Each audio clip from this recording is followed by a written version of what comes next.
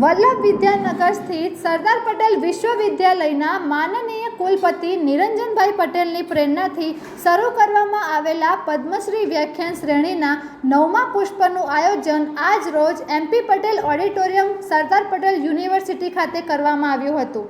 વ્યાખ્યાનમાળાની શરૂઆત યુનિવર્સિટી ગીત, દીપ પ્રાગટ્ય તથા શ્લોકગાનથી કરવામાં આવી હતી.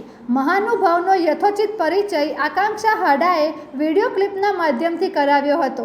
માનનીય કુલપતિ નિરંજનભાઈ પટેલે પદ્મશ્રી વ્યાખ્યાન શ્રેણીની પ્રસ્તાવનામાં સંસ્કૃતિ અને રાષ્ટ્રને ઉપયોગી થાય તેવા કાર્યો કરવાની પ્રેરણા વિદ્યાર્થીઓને મળે તે હેતુથી આ વ્યાખ્યાનમાળાનો આરંભ કરવામાં આવ્યો છે. આ વ્યાખ્યાનમાળામાં મુખ્ય વક્તા તરીકે પ્રસિદ્ધ સર્જક, વિવેચક, સંશોધક, કટાર લેખક અને અનુવાદક પદ્મશ્રી ડૉક્ટર કુમારપાળભાઈ દેસાઈ ઉપસ્થિત રહ્યા હતા.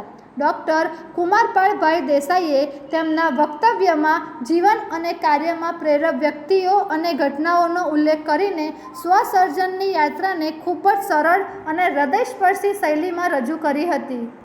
યુનિવર્સિટી દ્વારા જે પદ્મશ્રી વિભૂષિત હોય એવી વ્યક્તિઓને એમના જીવનની વાત કરવા માટેનું આજે આયોજન કર્યું છે એ ખરેખર એક દીર્ઘદ્રષ્ટિપૂર્ણ આયોજન છે.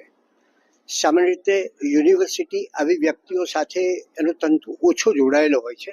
એવે સમયે યુનિવર્સિટીએ એક સરસ મજાનું કામ આ કર્યું કે જેને કારણે જેણે જીવનભર કોઈને કોઈ ક્ષેત્રમાં સાધના કરી હોય એની સાધનાની વાત, એની મહેનતની વાત, એના પુરુષાર્થની વાત એ વિદ્યાર્થીઓ સુધી પહોંચી શકે.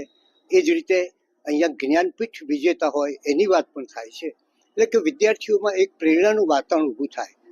આજે સમાજમાં જે સૌથી મોટી ખોટ છે એ આદર્શની ખોટ છે.